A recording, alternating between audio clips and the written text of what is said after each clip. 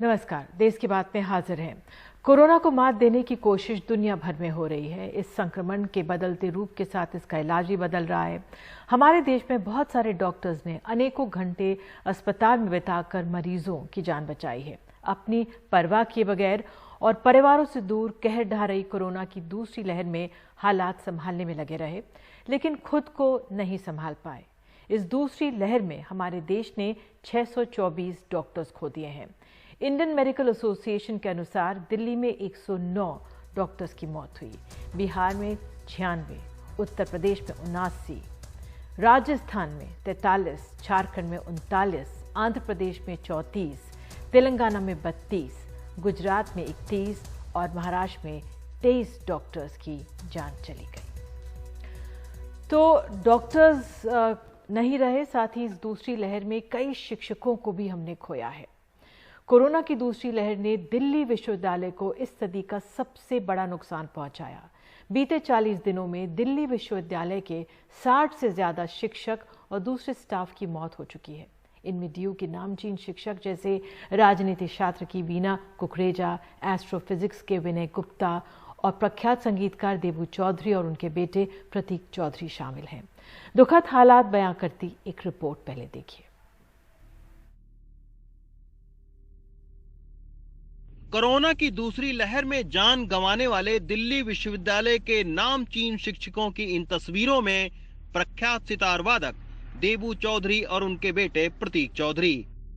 भारत, पाकिस्तान, बांग्लादेश के लोकतंत्र पर दर्जनों किताबें और दिल्ली विश्वविद्यालय के राजनीति शास्त्र की हेड वीना कुकरेजा, एस्ट्रोफिजिक्स के मशहूर वैज्ञानिक और डीयू के डीन रहे विनय गुप्ता, चेतन जस्सल, राकेश गुप्ता, अमरजीत कौर, आमेश्वर नायक जैसे शिक्षक शामिल हैं। इन्हीं में से एक नाम प्रोफेसर राकेश गुप्ता का है। फिजिकल एजुकेशन के बेहतरीन शिक्षक राकेश गुप्ता के परिवार में अब 2 बेटियां, 1 बेटा और पत्नी बचे हैं। राकेश गुप्ता ने अपनी जिंदगी में भले ही तमाम छात्रों को नई बुलंदियों पर पहुंचाया, लेकिन जब वो कोरोना से बीमार हुए तो दिल्ली में उनको एक अदद बेड तक नहीं मिला। खुद उनका भतीजा एम्बुलेंस चलाकर लुधियाना लेकर गया, जहां 12 दिन भर्ती रहने के बाद 4 मई को उनकी मौत हो गई। तो एक फ्रेंड के थ्रू उसने कहा कि आप दिल्ली में नहीं मिल रहा तो आप लुधियाना में मतलब ट्राई कर सकते हैं। वहाँ पर उनके रिलेटिव्स थे कि वो आपकी थोड़ी बहुत हेल्प भी कर देंगे। तो फिर मैं रात को ही इनको लेकर लुधियाना चले गए और 23 तारीख मॉर्निंग 7 में इनको एडमिट करा दिया। वो तो हमारी फैमिली की बैकबोन थे, सारे काम वो ही करते थे। उनके होते हुए हमें कभी किसी बात का वो परेशानी नहीं हुई, हर चीज़ खुद संभाल लेते थे। अब करना तो हमें ही पड़ेगा जैसे भी है। दिल्ली में करीब 10,000 शिक्षक हैं। इनमें बड़ी संख्या में एडहॉक शिक्षक या कॉन्ट्रैक्ट टीचर्स हैं। दिल्ली विश्वविद्यालय के श्यामलाल कॉलेज में राजनीति शास्त्र के असिस्टेंट प्रोफेसर अमेश्वर नायक की कोरोना से मौत हो गई। घर में अब बीवी और एक 2 साल का छोटा बच्चा है। विश्वविद्यालय से कॉन्ट्रैक्ट टीचर को कोई सुविधा नहीं मिलती है, लिहाजा अब उनकी पत्नी प्रिया उड़ीसा लौट गई हैं। My husband has given his 10-year best year of his life. उन्होंने अपनी ज़िंदगी के बेहतरीन साल विश्वविद्यालय को दिए, लेकिन अब मेरा और छोटे बच्चे का गुजारा कैसे चले? हमें तो कोई मदद भी नहीं मिल रही है, बस थोड़ा बहुत फैकल्टी मेंबर अपने से दिए थे। I have to educate him. I don't have any other source. We have a big family. ऐसे ही एक दिल्ली विश्वविद्यालय के शिक्षक चेतन कौर जस्सल हैं। चेतन कौर जस्सल और उनके पति पवन जस्सल दोनों की कोरोना से मौत हो गई। अब बिना माता पिता के उनके दोनों बेटे दिल्ली छोड़कर चंडीगढ़ में अपने चाचा के पास रहते हैं। वहीं से उनके बेटे हिमांशु ने अपनी आप बीती सुनाई। 8 मई को मेरे फादर की डेथ हो गई, फिर उसके बाद 17 मई को मेरी मम्मी की डेथ हो गई और अब मैं 20 साल का हूँ। मेरा छोटा भाई विश्वास भूषण जस्सल 14 साल का है। हमारे पास कोई सोर्स ऑफ इनकम नहीं है। दिल्ली विश्वविद्यालय शिक्षक संघ ने एक सूची जारी करके कहा है कि बीते 40 दिनों में उनके 40 शिक्षकों की मौत हुई है।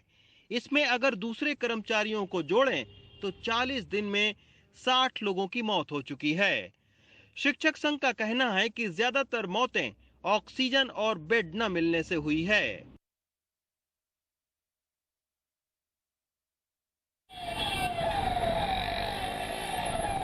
कोरोना की पहली लहर में दिल्ली विश्वविद्यालय के सिर्फ 2 शिक्षकों की मौत हुई थी, लेकिन दूसरी लहर में ऐसे तमाम शिक्षकों की मौत हुई है जो विश्वविद्यालय ही नहीं, देश के शिक्षा जगत और छात्रों के लिए खासे अहमियत रखते थे।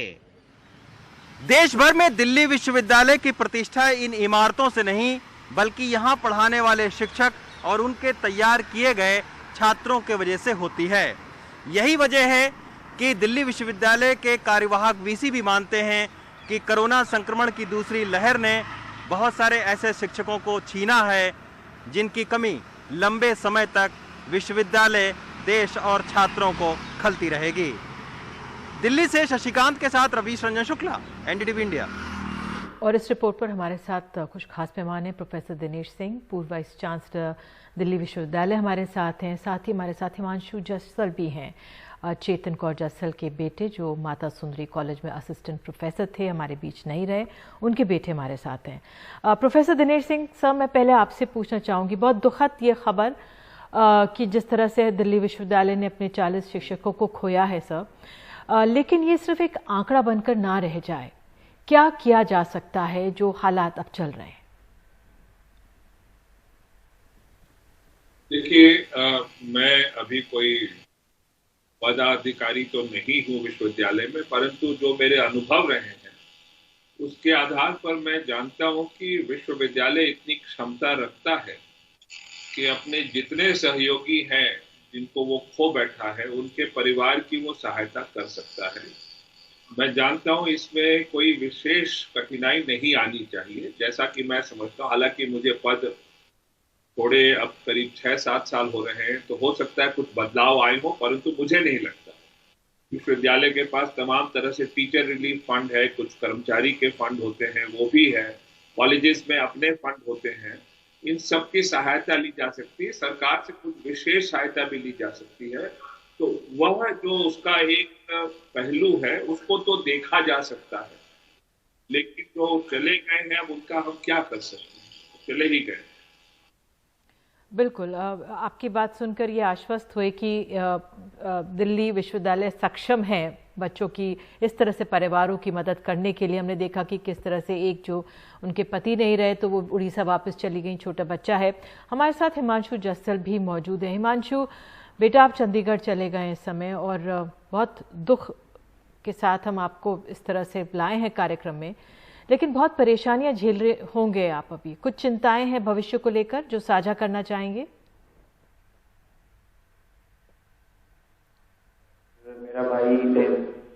मेरा भाई 10th में है और हमें बहुत टेंशन है क्योंकि हमारे पास कोई सोर्स ऑफ इनकम नहीं है। हम दिल्ली में हम अकेले रहते थे, हमारे रिलेटिव सारे पंजाब में थे। मेरा कॉलेज और मेरे भाई का स्कूल दिल्ली में है और हमें कुछ नहीं पता हम क्या करें। अभी हमें हेल्प करने के लिए बहुत कम लोग हैं। हम सरकार से बहुत होप्स रख रहे हैं अभी और हमें बहुत टेंशन हो रही है कि हम क्या करें, क्योंकि इतनी सारी चेंजेस हैं और इतने सारे प्रॉब्लम्स हैं, हमें बहुत दिक्कत हो रही है। हिमांशु, सुप्रीम कोर्ट भी ऐसे मामलों की जांच कर रहा है और सुप्रीम कोर्ट ने भी आंकड़ा मांगा है ऐसे बच्चों का जिनके दोनों माता पिता नहीं रहे या एक माता पिता गुजर गया है। आपको किसी तरह की असिस्टेंस या मदद की अभी तक कहीं से कुछ जानकारी मिली है? देखिए, अभी ठीक से 1 हफ्ता भी नहीं हुआ है हमारे पेरेंट्स को गए हुए और अभी ऑफिशियली हमें तो कोई ऐसे हेल्प की उम्मीद नहीं आई है। कहीं से भी कोई नोटिस या फिर कोई इन्फॉर्मेशन अभी तक नहीं आई है। मेरी मम्मी का college Mata Sundari college Delhi university, उससे वहाँ की कोलीग्स, मम्मी की पूरा कॉलेज हमें बहुत दिलासा देता है, हमें हेल्प करता है, बट ऑफिशियली सुप्रीम कोर्ट या फिर कोई ऑफिशियली नोटिस हमें ऐसा कुछ नहीं आया। जी, प्रोफेसर सिंह, ये हम दिल्ली की बात सुन रहे हैं। जिस तरह से आपने कहा कि दिल्ली विश्वविद्यालय सक्षम है अपने आप में, क्या प्रोटोकॉल रहता है अगर इस तरह, क्योंकि कोरोना काल में तो सब कुछ पहली बार ही हो रहा है, हम समाज के तौर पर ऐसे सामना कर रहे हैं जो ये भयावह स्थिति हम सबके सामने आई, लेकिन ऐसे में क्या हो सकता है कि तत्काल तौर पर अगर दोनों ही माता पिता चले गए हों, तो शिक्षकों के बच्चे अकेले रह गए हों, तो कैसे मदद की जा सकती है, क्या करना चाहिए? निधि जी, मेरी समझ से देखिए दखल नहीं देना चाहता, लेकिन जैसा मैं समझता हूँ विश्वविद्यालय में वाइस चांसलर के पास भी कुछ ऐसे पावर्स होते हैं, उसके पास कुछ रहते हैं पावर्स जिसके आधार पर वो काफी कुछ कर सकता है। एक टीचर्स वेलफेयर फंड होता है और उसको वो ऑनलाइन इमरजेंट मीटिंग अगर उसे चाहे तो बुला सकते हैं एग्जीक्यूटिव काउंसिल की, उससे अनुमति भी ले ले। अगर कोई उनको कोई कानून बाध्य करता है कि आप बच्चे को नहीं दे सकते या कुछ कर सकते, उसको थोड़ा सा हटा दें, कानून को फिलहाल स्थगित कर दें और फिर मदद कर सकते हैं। उसके अलावा जैसा मैं समझा हूं, हिमांशु तो शायद विश्वविद्यालय में ही पढ़ रहे हैं और विश्वविद्यालय के पास एक स्टूडेंट डेवलपमेंट फंड भी होता है। उसमें उसका कोर्स बहुत बड़ा है, उसके पास उसमें बहुत सारी धनराशि है। मेरे सामने ही मैंने उसका प्रबंध किया था, कई 100 करोड़ है उसके अंदर। वो रहा होगा, अभी भी वो घटा नहीं होगा, वो इस्तेमाल कर रहा है और बढ़ता जा रहा है समय के साथ। उससे बहुत कुछ सहायता की जा सकती है, तमाम प्रकार से निःशुल्क इनका एजुकेशन हो जाएगा। उसके अलावा कुछ सहायता भी दी जा सकती है। देखिए, विश्वविद्यालय के अंदर नियम कानून ऐसे हैं जिनको हम ला सकते हैं इस समय अपने लाभ के लिए, जिससे ऐसे लोगों की सहायता की जा सके। मैं ये मानता हूँ कि विश्वविद्यालय अपने से बहुत कुछ कर सकता है और मैं उम्मीद रखता हूँ कि कर भी रहा हूँ, मुझे पूरी आशा है। बिल्कुल हिमांशु, तो आप उम्मीद ना खोएं। और आपने सुना प्रोफेसर दिनेश सिंह को, उन्होंने कहा है कि आपको भी और आपके पूरा तरीके से आर्थिक तौर पर ध्यान रखा जाएगा। बिल्कुल हिम्मत मत खोइएगा, सब आपके साथ बने हुए हैं। प्रोफेसर सिंह, मैं आपसे बस अंत में एक सवाल ये जानना चाहूँगी कि दिल्ली विश्वविद्यालय तो हमारे बहुत नामी हमारी यूनिवर्सिटी है, उसके पास धन बल भी होगा, लेकिन हमारे जो दूर दराज के जो जगहें हैं जहाँ पे टीचर्स की एक लंबी फहरिस्त है जान गई है, अगर यूपी से भी एक बहुत बड़ा नंबर आता है जहाँ पे चुनाव हुए हों, या और जगह हमने देखा है कि जो शिक्षकों की जान गई है, सब विश्वविद्यालयों के पास इतना पैसा है नहीं है। उस लिहाज से क्या आंकलन आपका, क्या जहन में आपका है कि इस समय हमारे शिक्षक वर्ग जो हैं उनकी मदद की जा सके, उनकी हौसला अफजाई की जा सके? ये बिल्कुल उचित प्रश्न है आपका। तो राज्य से जुड़ी विद्यालय हैं जितने भारत में, उनकी दशा अच्छी नहीं है, आर्थिक रूप से वह काफी दयनीय दशा है। मुझे आशा नहीं है कि वहां इस प्रकार की सहायता उचित रूप से की जा सकेगी कि नहीं। मैं केंद्र सरकार से विनती करता हूं कि थोड़ा इसमें हस्तक्षेप करे। कोई इस तरह का हस्तक्षेप नहीं कि वो अस्थिर कर दे किसी को, परंतु उसके साथ तालमेल रखते हुए सरकारी राज्य सरकार की जो संस्थाएं हैं उनकी सहायता यूजीसी के माध्यम से एक कोई नया कोर्स बनाया जाए। जो ऐसे अध्यापक हैं, कर्मचारी हैं जो जुड़े हैं इन संस्थाओं से, उनकी सहायता के लिए एक कोर्स बना दिया जाए, उसी से लोगों को किसी प्रकार से सहायता पहुंचाई जा सकती है।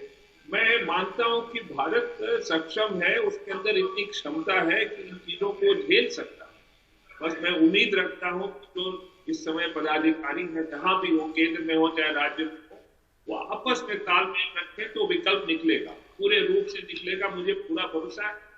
इतनी गंभीर तो समस्याएं मैंने नहीं देखी जब मैं था वाइस चांसलर, परंतु हमने और भी देखी, अर्थक्वेक आए, ये सब आए, सहायता पहुंचाते हैं, मिल जाती है और काफी कुछ उससे लाभ भी पहुंचता है। तो मैं उम्मीद रखता हूँ इन्हीं रास्तों पे चलने पर हो जाएगा, ऐसा मुझे लगता है। बिल्कुल, आपने सही बात की कि तालमेल की ज़रूरत है, एक संपर्क साधने की ज़रूरत है, एक नीतिगत फैसले लेने की ज़रूरत है, एक प्लानिंग की ज़रूरत है। और इस तरह से जो हमारे बच्चे हैं जिनके माता पिता दोनों गुजर गए हैं, शिक्षक गुजरे हैं, या एक पेरेंट्स अभिभावक नहीं रहे, उनकी मदद तुरंत की जा सकती है। बहरहाल बहुत बहुत धन्यवाद प्रोफेसर सिंह जुड़ने के लिए। हिमांशु, आपने भी समय निकाला, बहुत बहुत धन्यवाद। और पूरी उम्मीद है हमें कि आपकी मदद ज़रूर होगी, और ऐसे ही तमाम बच्चों की भी। बहुत बहुत धन्यवाद जुड़ने के लिए। और अब देश की बात में एक और मसला, ये अब साफ होता जा रहा है कि टीका ही कोरोना से बचाव का औजार है, लेकिन लोगों में इसे लेने की हिचकिचाहट और कहीं कहीं तो डर, अंधविश्वास भी है। और इसी के कारण जो यूपी, बिहार, मध्य प्रदेश जैसे बड़े राज्य टीकाकरण के अभियान में पिछड़ रहे हैं। तीनों राज्यों से आए जो वायरल वीडियोस हैं वो बताते हैं कि इन ग्रामीण इलाकों में जरूरत है राज्य सरकारों द्वारा जागरूकता अभियान चलाने की। अम्मा वैक्सीनेशन वाले आए, अम्मा कहाँ दुखी हो? अम्मा ओ अम्मा इतने आओ अम्मा। अम्मा विधायक जी आई आपके घर है?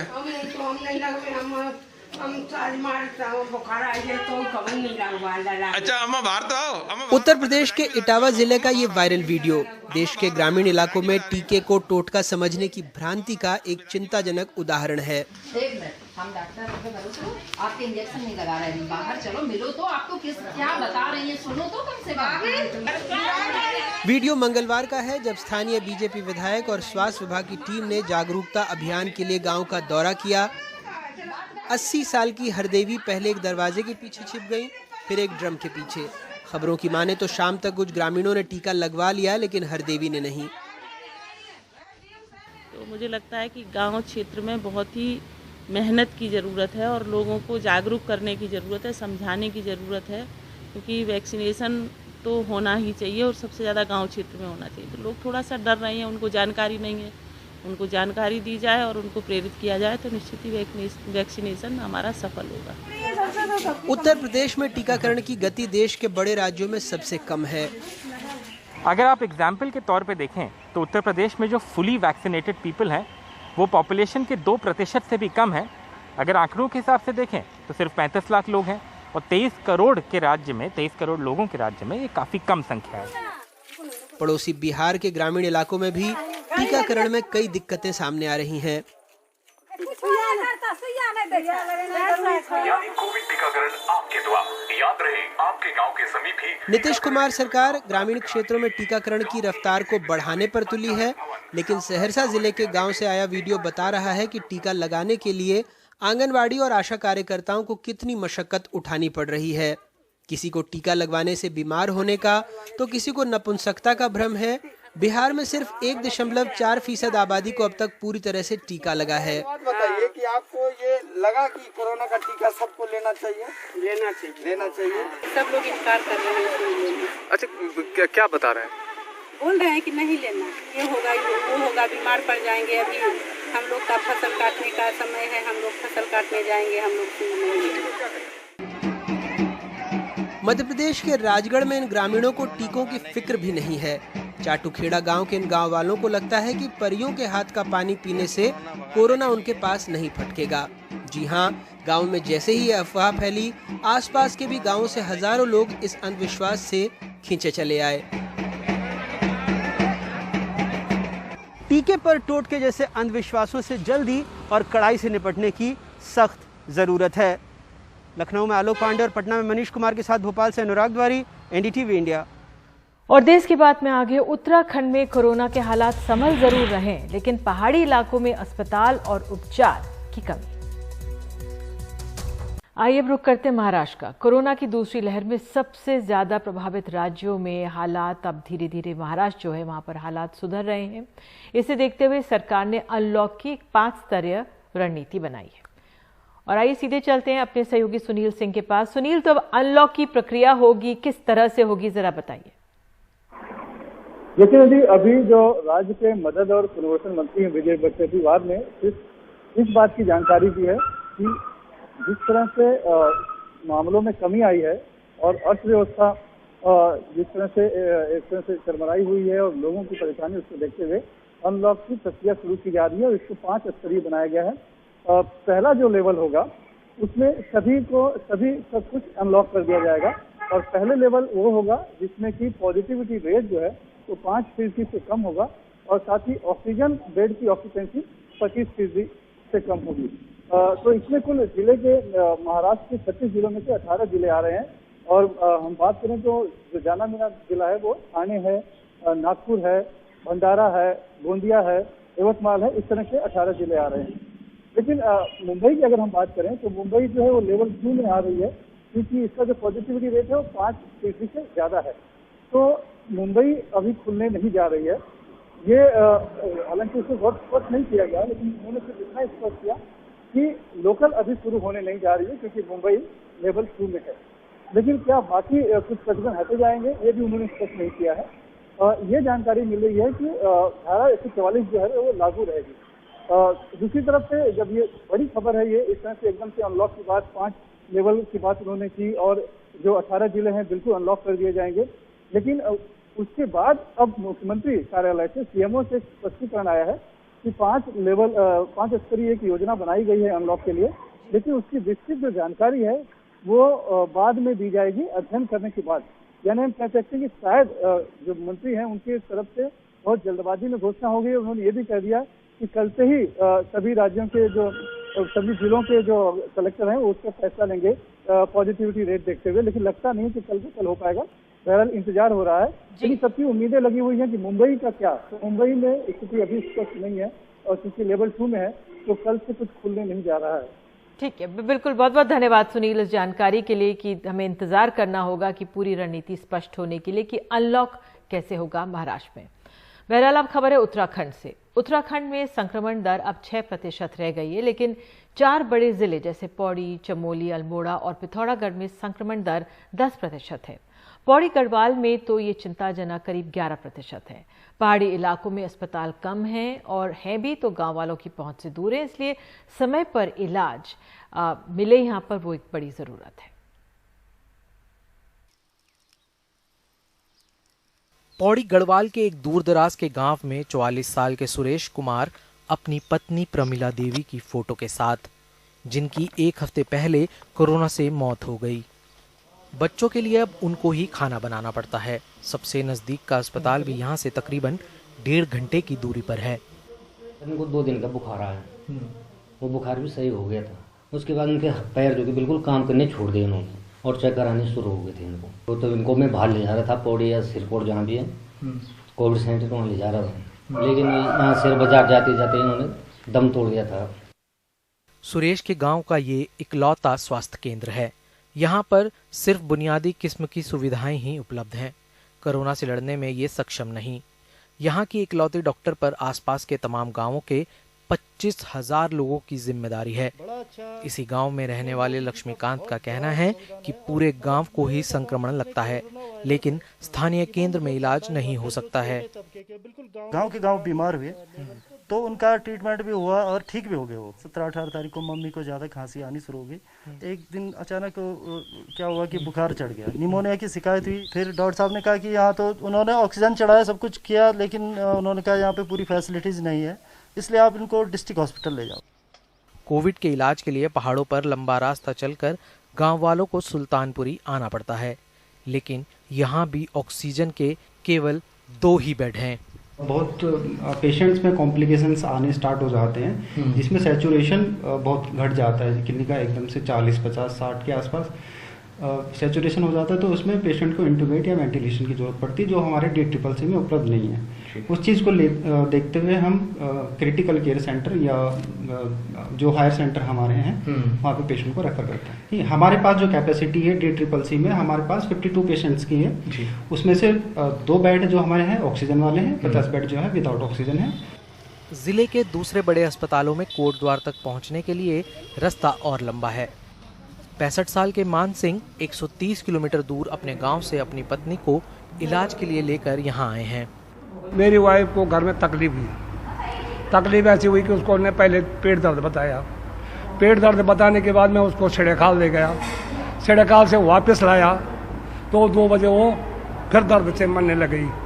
मैंने उसको उठाया, सतपुली ले आया। हमारे यहाँ रोड भी कच्ची तकरीबन 5-7-8 किलोमीटर तो तल्ले में जाने में तो देखा जाए तो मरीज आधा घायल हो जाता है। अस्पताल तो हमारे छोटे छोटे तो बहुत हैं, पर कहीं पर हमारे पास इतना साधन नहीं कि जहां मरीज को ले जाकर एडमिट कर दिया और उस पर ग्लूकोज चढ़े, ऑक्सीजन लगे, फलाना वो इस प्रकार के कार्य कुछ है नहीं।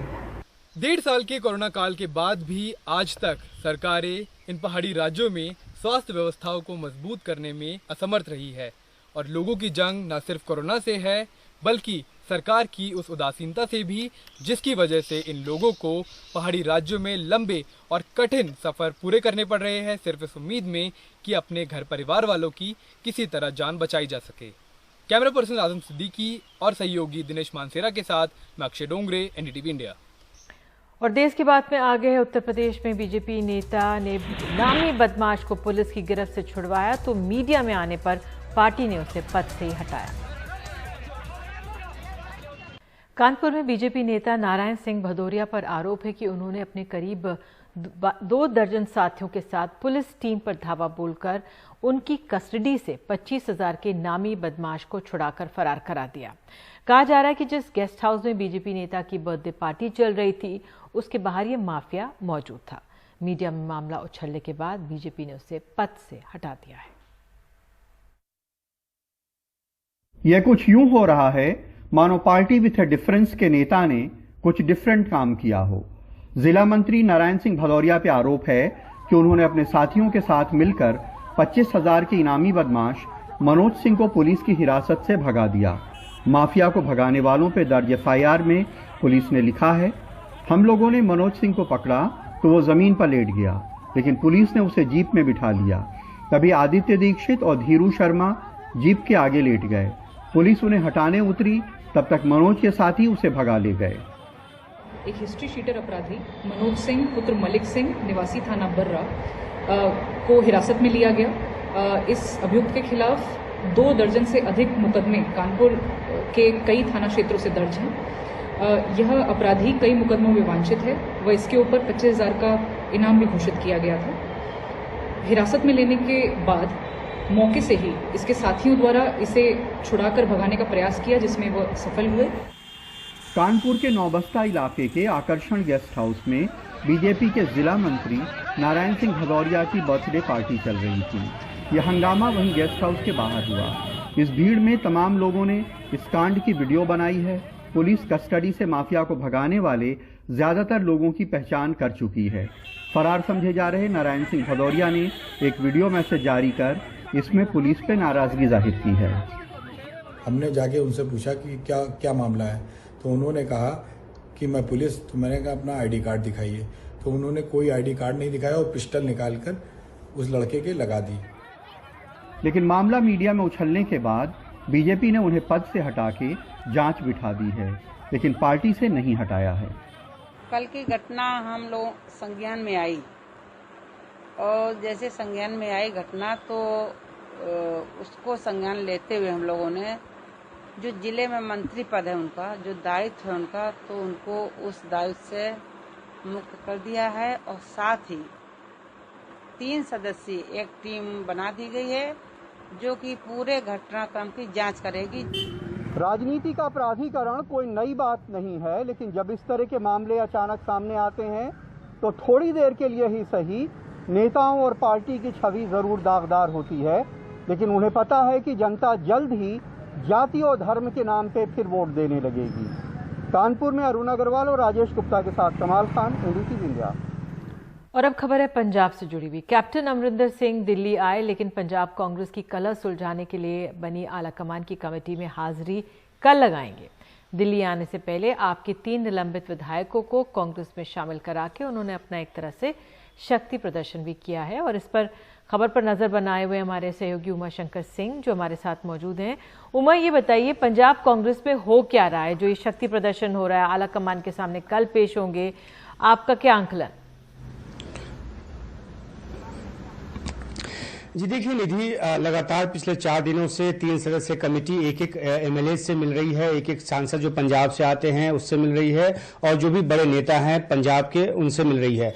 कांग्रेस ऊपरी तौर पे तो यही कह रही है कि वो एक रणनीति बनाने में जुटी है ताकि अगले साल जो पंजाब में चुनाव है उसको लेकर अच्छे से मैदान में उतरा जाए। लेकिन हमने देखा है कि जिस तरह से कैप्टन अमरिंदर और नवजोत सिंह सिद्धू के बीच की जो लड़ाई है, खासतौर पे मई के पहले हफ्ते से जो जोर पकड़ा है, उसके बाद ही ये कमेटी बनाई गई और ये तय किया गया कि एक एमएलए, एक लीडर, एक सांसद जो है वो अपनी राय रखेंगे अलग अलग और उसके बाद एक रिपोर्ट बनाकर हाईकमान के पास भेजी जाएगी, जिसके आधार पर जो संभावित आगे का जो सांगठनिक बदलाव है वो होगा पंजाब में। इसी सिलसिले में कैप्टन आज दिल्ली पहुंच गए, लेकिन वो कपूरथला हाउस गए, वहां पे उनकी अपनी जो मीटिंग्स थी वो उन्होंने की है और कर रहे हैं।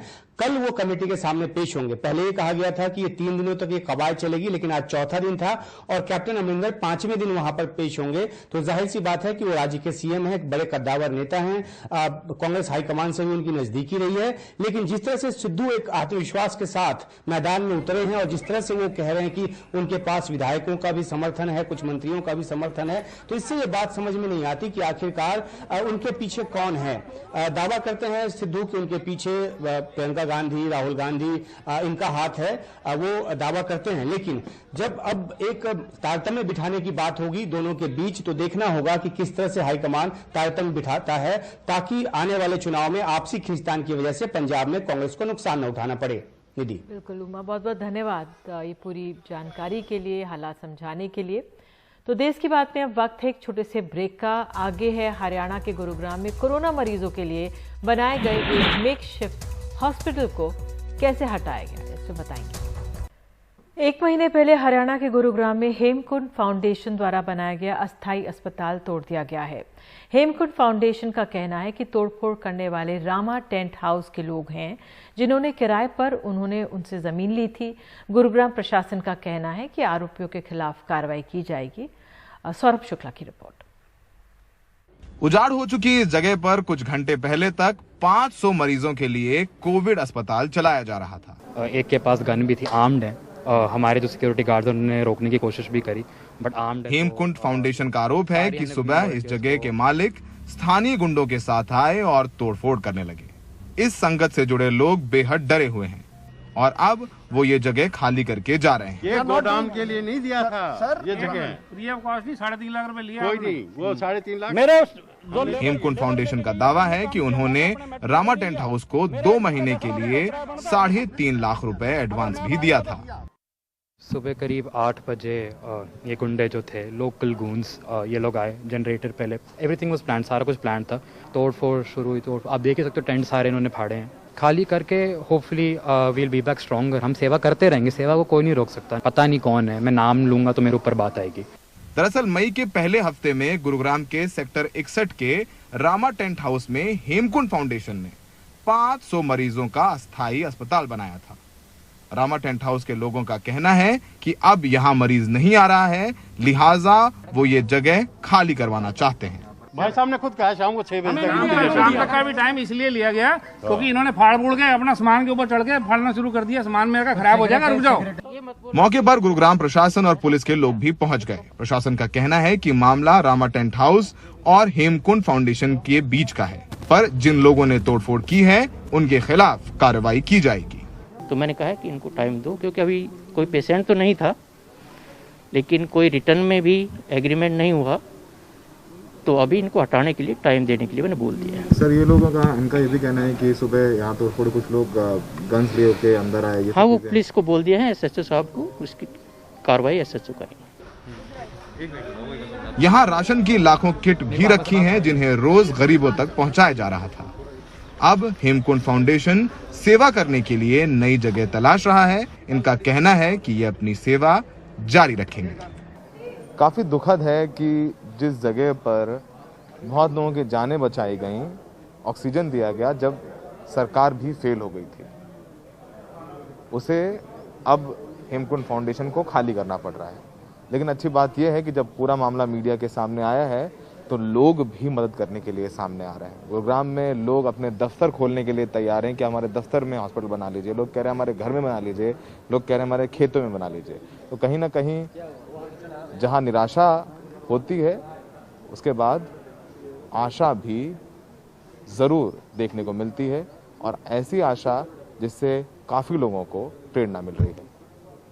सहयोगी अशोक महाले के साथ गुरुग्राम में सौरभ शुक्ला, NDTV इंडिया।